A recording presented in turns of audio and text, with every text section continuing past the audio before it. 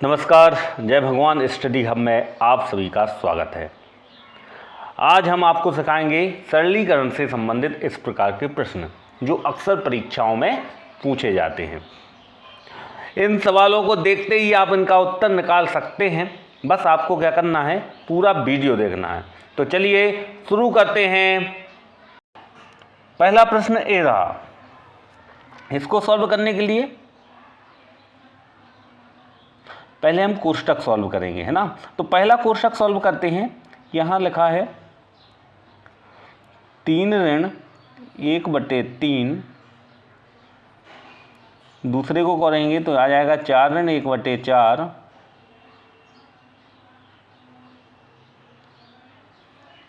इसी तरीके से यहाँ आ जाएगा 5 ऋण 1/5 और आगे जाते जाएंगे और अंत में ये हमें मिलेगा n ऋण 1/n, है ना।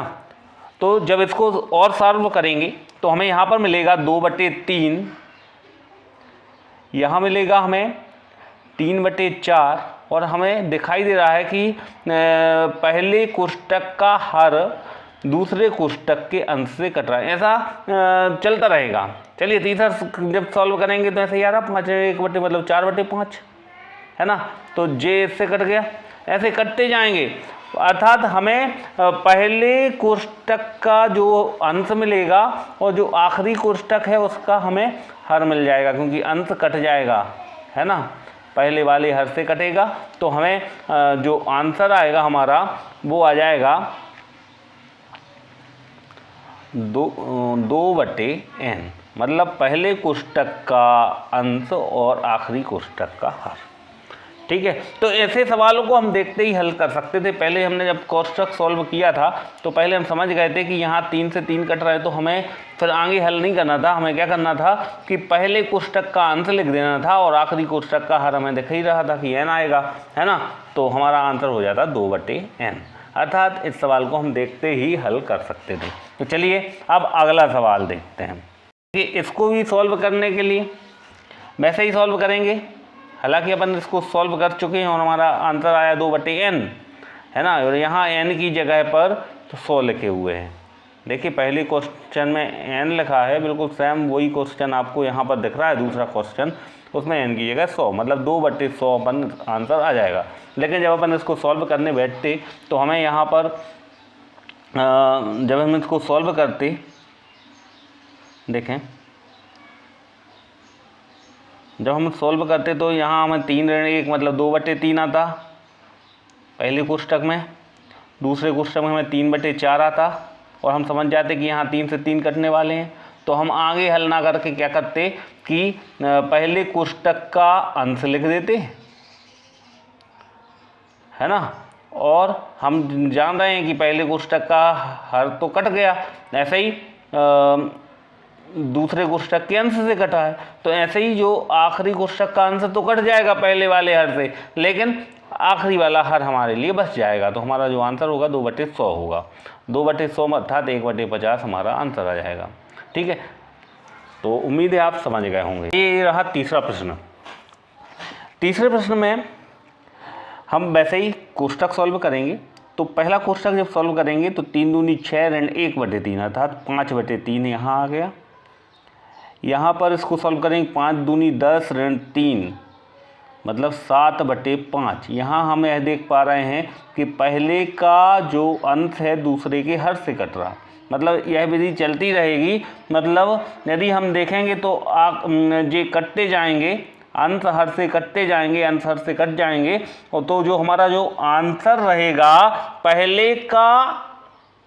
पहले कोष्टक का हर रहेगा आंसर में और आखिरी कोष्टक का अंश। तो हमें सॉल्व अब बिल्कुल नहीं करना है, हमें क्या करना है, केवल आखिरी कोष्टक का अंश सॉल्व कर देना। तो आखिरी कोष्टक का अंश सॉल्व करने, मतलब अंश प्राप्त करने के लिए हम क्या करते हैं कि आखिरी कोष्टक को सॉल्व करते हैं। तो सॉल्व किया हमने 999 का 2 में गुणा किया। जब 2 में 999 का गुणा करेंगे तो हमें आएगा 1998, है ना। और 1998 में से 997 चले जाएंगे, ठीक है। और बटे में 999 है, तो वो तो हमें दिख ही रहे हैं कि बाद वाले के हर पहले के अंत से कट रहे हैं, मतलब ये कट ही जाएगा।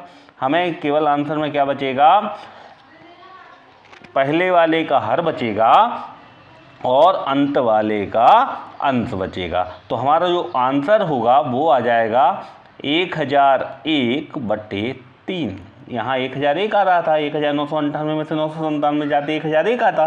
ठीक है, तो उम्मीद है आप समझ गए होंगे। हमारा ये हो जाएगा आंसर 1001/3। अब चौथा प्रश्न यह है, इस प्रकार के प्रश्नों को सॉल्व करने के लिए हम आपको बता दें कि देखिए, यदि प्रश्न इस तरीके का है कि प्रश्न है यदि 1/x1 × x2 plus 1/x2 × x3 plus 1/x3 × x4 plus 1/xn - 1 × xn, इस तरीके का यदि प्रश्न है तो यहाँ हम x1 और x2 का अंतर देखते हैं। यदि ये समान आ रहे हैं, मतलब x2 में से x1 का जो अंतर है वही x3 में से x2 का अंतर है, वही x4 में से x3 का अंतर है, अर्थात ये अंतर समान है और ये y है, तो जब इसका आंसर होता है तो वो आ जाता है 1/y into 1/x 1/y into 1/x1 minus 1/xn, ये हमारा आंसर हो जाएगा। तो चलिए प्रश्नों को देखते हैं। प्रश्न में हम देख पा रहे थे कि 1/1 इंटू 2, 2 इंटू 3 उसी टाइप का प्रश्न है ना, इसी टाइप का प्रश्न है ना। तो जब इस टाइप का प्रश्न है तो और हम अंतर भी देखें, x2 ऋण x1, x3 ऋण x2, यहाँ पर देखें, यहाँ 2 में से 1 घटाओ 1 आ रहा है, 3 में से 2 घटाए 1 आ रहा है, 4 में से 3 घटाए 1 आ रहा है, अर्थात हमारा जो आंसर है वो आएगा 1/y into 1/x1 minus 1/xn। यहाँ 1/y क्या हो जाएगा, यहाँ पर 1/y जो है वो हो जाएगा, y की जगह क्या आ जाएगा, 1 आ जाएगा। क्यों, क्योंकि इनका जो अंतर है 1 है। तो 1/1 इंटू 1/x1, तो यहाँ x1 1 दिख रहा, मतलब 1/1 माइनस 1/xn क्या है, n दिख रहा हमें, तो 1/n आ जाएगा, है ना। तो 1 इंटू 1 माइनस 1/n, अर्थात जब हम इसको सॉल्व करेंगे तो 1 का गुणा होगा तो कुछ नहीं, वो ही आएगा, है ना। तो यहाँ n का गुणा जब यहाँ से हुआ तो n ऋण 1/n, ये हमारा आंसर आ गया। ठीक है, आंसर क्या आ गया, n ऋण 1/n। कब, जब अंतर कितना था, 1 था, है ना। चलिए, उम्मीद है आप समझ गए होंगे। तो चलिए अब अगला प्रश्न देखते हैं। 5वां प्रश्न ए रहा। इस प्रश्न को भी जब हम सॉल्व करते हैं 1/1 into 2 plus 1/2 into 3 plus 1/3 into 4, इस तरीके से चलते हुए हम पहुँचे 1/100 इंटू 1/101 पर। तो यहाँ पर जो हम अंतर देख रहे हैं x1 और x2 में, वो अपना कितना आ रहा है, वो ही आ रहा 1 आ रहा। इसी तरीके से x2 x3 में भी 1 अंतर आ रहा, अंतर समान है, इसलिए हमारा जो आंसर है वो आ जाएगा 1/y, y मतलब इनका अंतर, है ना। उम्मीद है आप समझ रहे होंगे, क्योंकि हमने आपको पहले बता दिया है कि यदि इस तरीके के सवाल होते हैं तो जहाँ x2 माइनस x1 बराबर होते हैं y के, और सवाल इस तरीके का होता है, तो हमारा जो आंसर आता है 1/y into 1/x1 minus 1/xn। इसको सॉल्व करने की ज़रूरत नहीं है, सीधा आंसर आ जाएगा।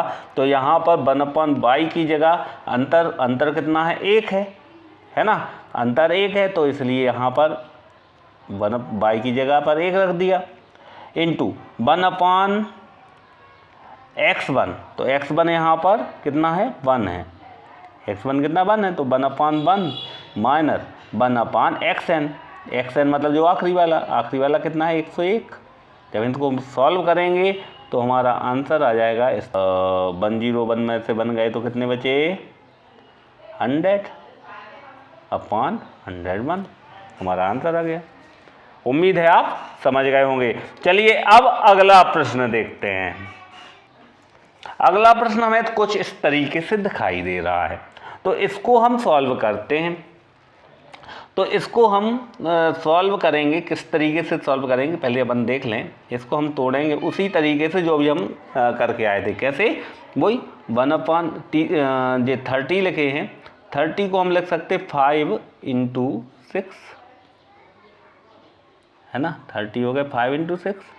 इसी तरीके से 42 को कैसा लिख सकते 6 इंटू 7।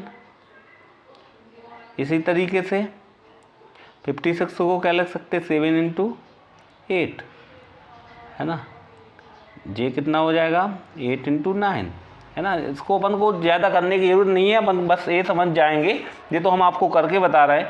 अपन तो सीधा यहाँ अपन ने देख लिया, केवल आखिरी पे पहुँच जाएंगे, है ना। हमें देख रहा है यहाँ 5 इंटू 6 है, यहाँ 6 इंटू 7 है, यहाँ 7 इंटू 8 है, 8 इंटू 9 है, यहाँ पर 9 इंटू 10 है ना। तो अपन को इसको सॉल्व करने की ज़रूरत नहीं, लेकिन आपको समझाने की दृष्टि से हम यहाँ पर बता रहे हैं। यहाँ पर 10 इंटू 11 आएगा, है ना। तो बस इसको सॉल्व करने के लिए क्या, अंतर समान है, अंतर कितने का है, 1 का है। 6 में से 5 का 1, 7 में से 6 का 1, 8 में से 7 का 1, ठीक है। तो जब अंतर 1 है तो सॉल्व करने के लिए क्या किया था हमने, वही सूत्र लगा दिया था, बराबर 1/y into 1/x1 minus 1/xn। तो 1/y का मतलब अंतर कितना है 1 का, तो 1 लिख दिया, अपॉन इंटू 1/1 इंटू 1/x1। तो x1 मतलब जो पहले लिखा हुआ है, पहले क्या लिखा हुआ है 5 लिखा हुआ है, तो 1/5 हो गया, माइनस 1/, जो अंत में लिखा है, अंत में कितना लिखा है 11 लिखा है, तो 1/11। ये हमारा यहाँ से आंसर आ जाएगा। इसको हम सॉल्व करेंगे तो यहाँ 11 ऋण 5 कितने आ जाते हैं, जब कोष्टक सॉल्व कर रहे हैं तो 11 ऋण 5 मतलब 6/55, ठीक है, 6/55 अपना हो जाएगा आंसर। उम्मीद है आप समझ गए होंगे। चलिए अगला प्रश्न देखते हैं। यह प्रश्न है, इस प्रश्न को सॉल्व करते हैं जब, तो हमें इस तरीके का दिखेगा। देखिए यह प्रश्न इस प्रकार का प्रश्न है, कैसा है देखें। यह प्रश्न है 1/√4 प्लस √5, है ना, प्लस 1/√5 प्लस √6, है ना, प्लस 1/√6 प्लस √7, इस तरीके से आया। और अंत में आया 1/√24 प्लस √25, है ना, क्योंकि 25 का जो वर्गमूल है वो 5 आता है ना। तो इस तरीके का सवाल है। तो हमें दिख रहा है, देखिए 1/√4 प्लस √5 मतलब इनमें अंतर 1 है, 1/√5 प्लस 1/√6 मतलब 5 और 6 में 1 का अंतर है, 6 और 7 में 1 का अंतर है, यहाँ आखिरी में 24 और 25 में भी 1 का अंतर है, ठीक है। तो इनको सॉल्व करने के लिए आपको बता दें, यदि x2 माइनस x1 बराबर x3 माइनस x2 बराबर x4 माइनस x3 जे यदि बराबर हों और y के बराबर हों, और यदि इस तरीके का सवाल हमें दिखाई दे रहा है, तो जो हमारा आंसर होता है वो आ जाता है 1/y into √xn minus √x1, ठीक है। तो अब सवाल देखें, का भी आंसर इसी तरीके से आएगा। और क्या आएगा 1/y क्या है यहाँ पर, 1/y क्या है यहाँ पर, y मतलब इनका अंतर कितना है 1 का अंतर है, तो 1 लिख दिया। तो 1/y into √xn minus √x1, √xn क्या है यहाँ पर 25, आखिरी में 25 लिखा तो 25 हो गया, माइनस √x1 क्या हो जाएगा 4 हो जाएगा, है ना, √4। तो बस यहाँ जब इसको सॉल्व करेंगे तो √25 कितना हो गया 5 आ गया, और यहाँ √4 कितना आ गया 2 आ गया। और जब 5 में से 2 गए तो क्या बचे, 5 में से 2 गए तो क्या बचे 3 बचे। तो ये हो गया हमारा आंसर। उम्मीद है आप समझ गए होंगे। तो ये सवाल आप देखते ही सॉल्व कर सकते हैं। तो इसी प्रकार के अन्य सवालों के साथ, अन्य समस्याओं के साथ आपसे मुलाकात करेंगे अगले वीडियो में। यदि आपको हमारा वीडियो पसंद आया हो तो इसको लाइक करें और यदि आप हमारे चैनल पर नए हैं तो हमारे चैनल को सब्सक्राइब करें, अपने दोस्तों के साथ शेयर करें। अब मिलेंगे अगले वीडियो में, तब तक के लिए नमस्कार।